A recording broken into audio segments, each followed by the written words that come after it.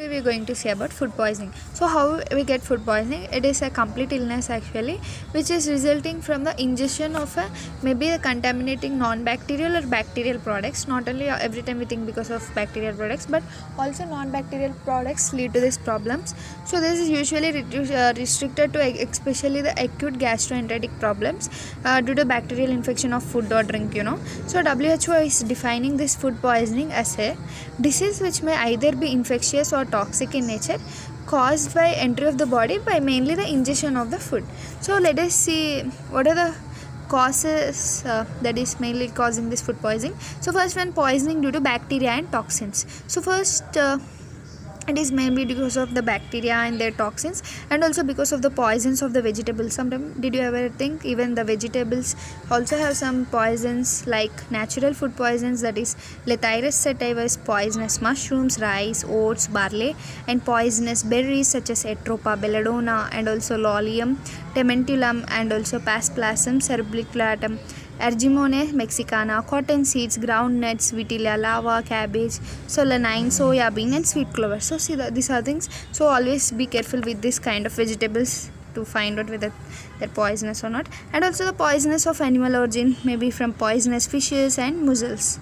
So what are the chemical agents causing this? That is intentionally added, such as flavoring agents in processed food. So it is always referred to not eat junk food, and coloring agents, preservatives, and extraction of fat by solvents like hydrocarbons accidentally added, such as pesticides or insecticides. Sometimes not wantedly, they are also accidentally added. And the products of food processing, example you can take in smoking of fleshy food, and also radionuclides.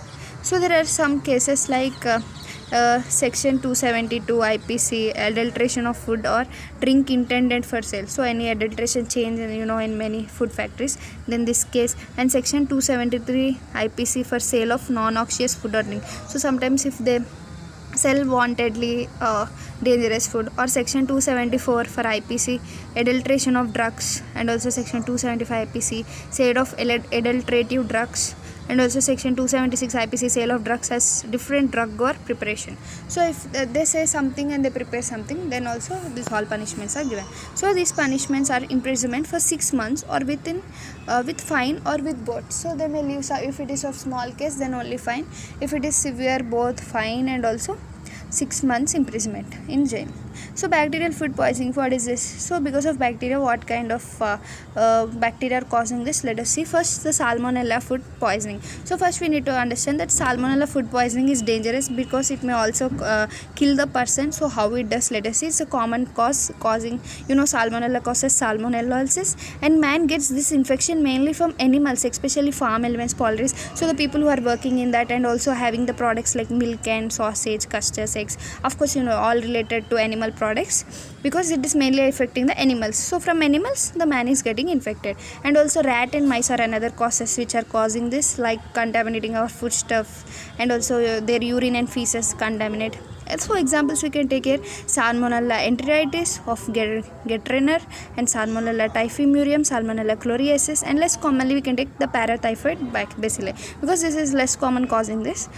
So multiply actually because of ingestion in any way, any contaminated form, they enter into our body, especially they enter into our intestine, because they are creating the problem of food poisoning and give rise to acute enteritis, colitis, and onset is sudden with chills, fever, because something foreign organism is coming, so suddenly we get chills, fever, nausea, vomiting, and profuse diarrhea, watery diarrhea 2 to 3 days. So diarrhea in several persons after 24 to 48 hours of eating same meal indicates ingestion of salmonella. So even for some time okay, but after eating again also it may cause, then you can say it is typical because it is being in us. So the incubation period is mainly 12 to 24 hours, and mortality is about 1%. So you should remember there is a mortality chance in case of salmonella.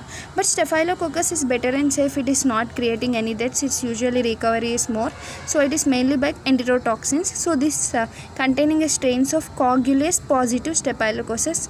So this strain is mainly causing especially coagulase positive staphylococcus aureus. So this is the causing agent, and at least 5 different enterotoxins have been identified from this, and these toxins can grow only at the optimum temperature of 35 to 37 degrees, and these are heat stable, that is even on the heat they can't kill, and they resist boiling up to 30 minutes. So staphylococci are ubiquitous in nature, and they're found on our skin and also on nose, throat of men, animals, and especially by food, in which food they are present, like custards, milk products, and also in incubation period is 1 to 6 hours. So this food by ingestion of toxins like enterotoxins especially. So remember, so staphylococcus by enterotoxins, it is infecting us. That salmonella before, when it is infecting us because of animal products. Okay, here also you can take animal products.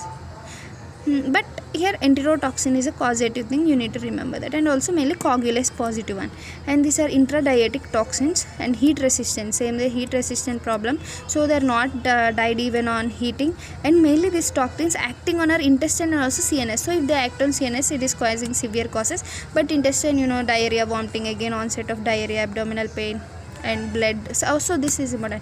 Here also blood and mucus are apparent. Patient recover as soon as enterotoxins have been neutralized within 24 hours. So unlike salmonella, Staphylococcus food poisoning rarely causes fever, and death is uncommon. So here only rarely fever, so that is one more important.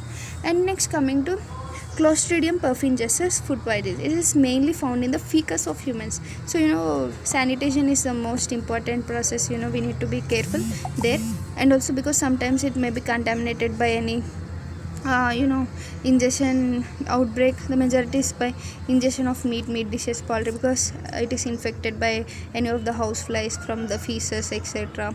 So we need to be careful in every aspect. So food has been prepared and cooked at 24 hours before room temperature. So what happens here is, already the food is cooked, and some people don't eat fresh food. They always store it in the room temperature for long time, and after that they have it. So it is very dangerous habit. So whatever you cook, you should eat it immediately, because if it is kept like that, we can have a chances of Clostridium perfringens forming there.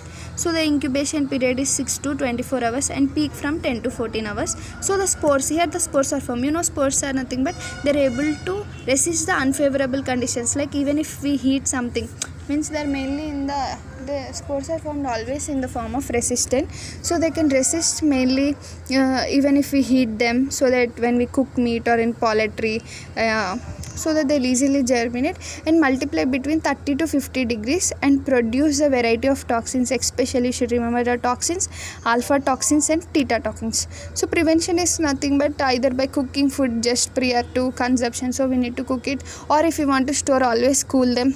And the most common symptoms, of course, diarrhea, abdominal cramps, little or no fever. So this is important. There is no fever at all, but in salmonella there is fever. Here maybe fever may be present and occurring 8 to 24 hours after consumption of the food. So here there are nausea, vomiting is rare here you remember, nausea and vomiting are rare, but there nausea and vomiting are present. So that, and illness is usually of short duration, especially 1 day or less, and recovery is rapid, and no deaths have been reported. So only salmonella is mainly dangerous, it is causing death, but the staphylococcus and this Clostridium perfringens are not causing any kind of death, so they can be treated. And serious food poisoning, this is Bacillus cereus, is ubiquitous in soil, especially it is present in soil, raw, dried and processed food. So spores can survive cooking, same like that, multiply rapid, and 2 distinct enterotoxins, the 2 distinct forms of food poisoning. So 2 enterotoxins and causing 2 types mainly, that is 2 types of causes, that is emetic form, which is a short incubation period of 1 to 6 hours, characterized by predominantly upper gastrointestinal. So it is first one is mainly causing upper gastrointestinal problems, and rather like staphylococcus, and the diarrheal form with a longer incubation period of 12 to 24 hours. It is characterized predominantly lower intestine. So it may cause infection by 2 enterotoxins, one on upper part of gastrointestinal system and second on lower part.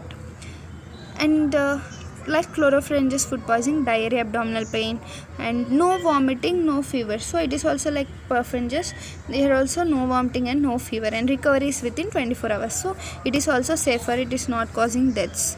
So toxins are performance stable. The diagnosis can be confirmed by isolation of 10 power 5 or more B series organisms per gram of epidemiologically incriminated food treatment is symptomatic. So why the main reasons, let us understand. They are mainly food poisoning is common in summer because it is humid temperatures favoring multiplication of microorganism, and it is mainly causing smaller pests like entry groups, cholera, bacillic dysentery, staphylococcus and other bacterial infections, and also amoebic dysentery, other protozoal, acute infective hepatitis, brucellosis, various worm infections, schistosomiasis, travelers diarrhea, that is because of E. coli. This all we know in our parasitology and microbiology. So this all mainly common in summer because it is what favoring this. And E. coli, it invades intestinal mucosa, elaborate enterotoxins, and through water, meat, incubation period is 1 to 3 days, and symptoms resemble dysentery or cholera.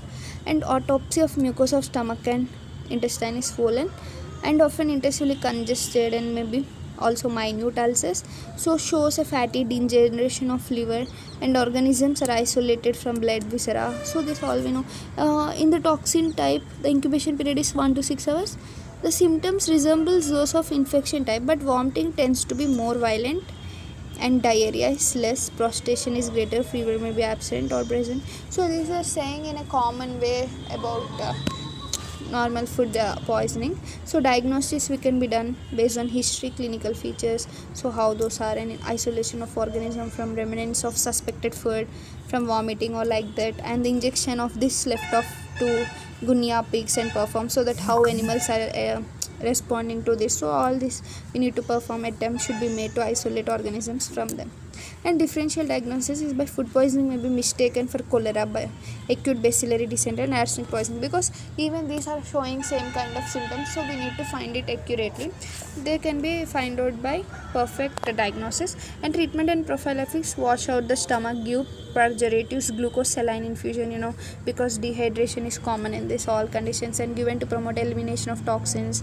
Meat inspection in the slaughter is important, and rodents should be driven from the places where food industry is current, because nowadays rodents, everything is a main cause of this all things, because we need to check the industries, food industries, to be safer without them. And also employed in dairies and industries, preserved food and dried egg powder should be cooked properly. So this is, and next video let us say about botulism.